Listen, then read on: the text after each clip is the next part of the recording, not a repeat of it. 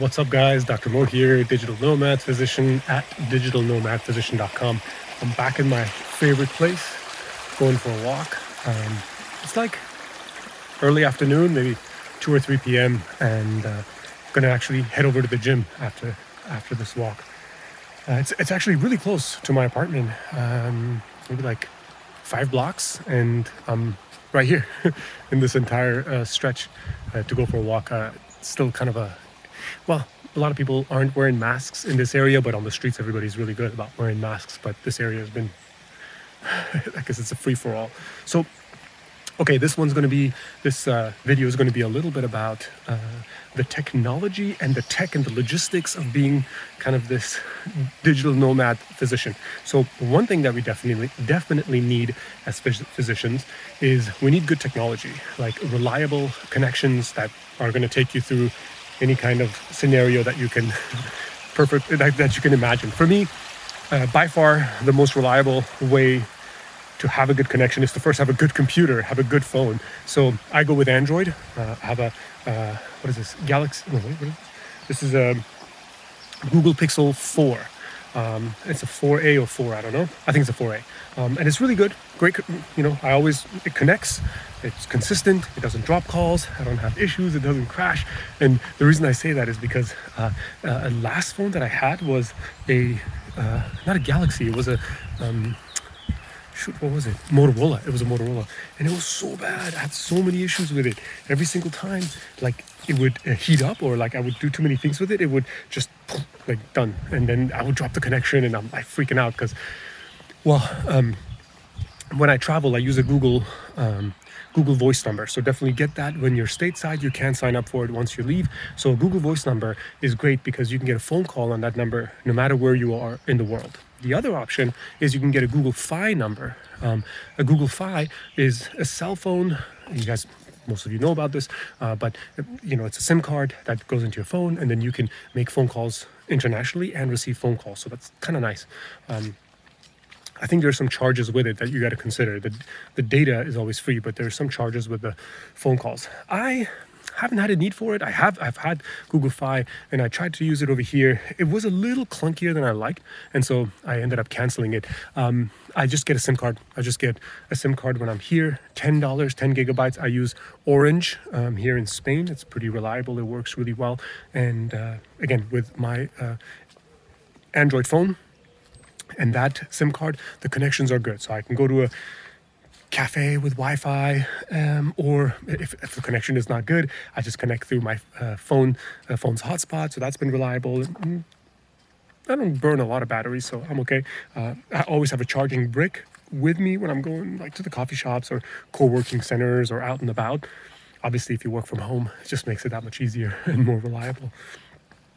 And as far as a laptop, I have a Chromebook Pixel. That's what it is. Chromebook Pixel. And now they have a Chromebook Pixel Pro or something like that. But it's basically, for me, it's nice for it to be kind of a folding laptop. And the reason I like Chromebook is because it's easy to install apps on it. Same apps you can actually install on your Android. It's reliable. It's based off of Google Chrome. It works really good. And if you really want to, you can always install Linux on it, which is super easy. These days, it's actually very easy to do. I haven't had the need for that, so not something that I want to do. So you got the phone, you got the data, you got the phone number, the Google Voice number, so that you can reach your patients with a US phone number. You don't have to. If you have your own private patients like I do, I have my own private patients that have followed me for many years or have found me, and for me, that's easy. I just call them from any number. They know where I'm at. I call them on WhatsApp, actually. That's probably the other app that I highly would recommend is WhatsApp and a VPN. The reason for the VPN is if I ever do a telemedicine call, obviously, I connect to any telemedicine platform, I need to make sure that the connection is secure, that I don't risk any data getting leaked anywhere, right? I don't want to risk HIPAA, or I don't want to get in trouble with anything. And a VPN is great for that. Now, the added trick that many of you have already pointed out to me, and I already knew it, is that with a VPN, you can basically say what location you're at. So if I could be in California, but I want to show that I'm in Texas, well, you can connect to a Texas server. And so all of a sudden it shows that you're in Texas. Same thing goes if I'm in Spain, I can show that I'm in the US. I would advise you to be careful with that for many reasons. Obviously, if it's a rule and a regulation and you're breaking it, if anybody wants to find out where you really are when you're doing something, it's not difficult to do. So don't break any rules and regulations, because it's just going to give you a headache. You're going to go through a lot of shit just for no good reason. Forget it. Get rid of that telemedicine company. If they're not letting you travel and you want to travel, let go. On the other hand, just ask. Just be like, hey, can I travel? Is it okay? I know many people who've done that, and it worked. And it was something that they taught me. I didn't know about this, but now that's something that I tell my kind of physician coaching clients, because I'm a coach. I just reach out to the telemedicine company, say, I know you guys are busy and you guys need me. I'm just going to be traveling short term. Is it okay if I do it? Done.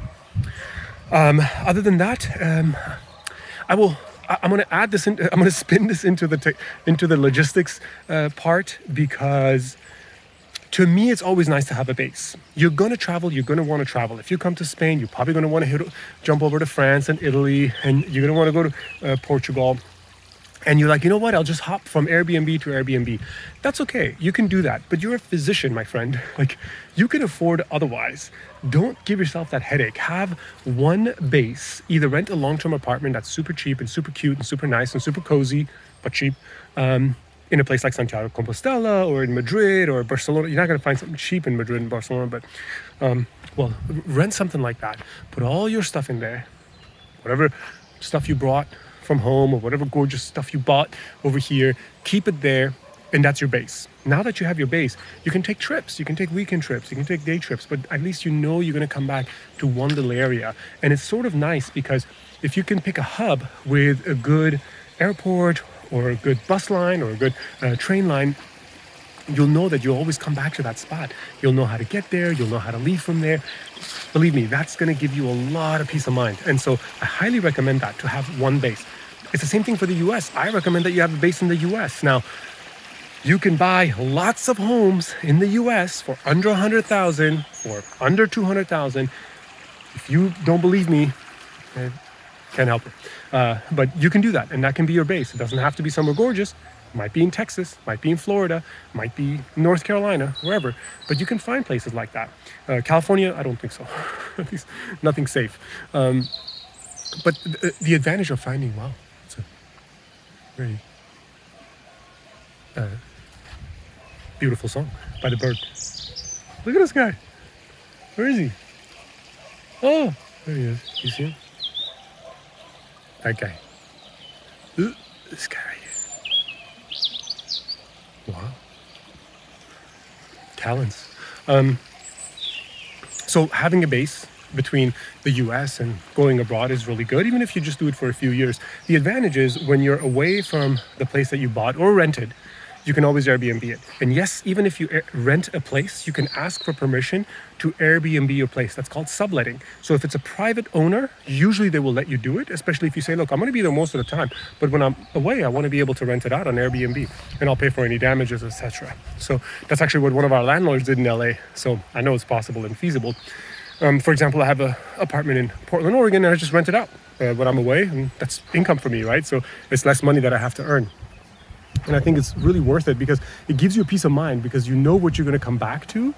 But it's also like, if you ever feel like freaked out, like, oh my God, I'm not going to make enough money. I'm not going to have enough resources. What am I going to do? I need to go back and to have a place to live. You always got that. You don't have to worry about finding a new apartment, finding a new lease. Do I have enough income for this lease? Sorry for the wind. Let me pause it.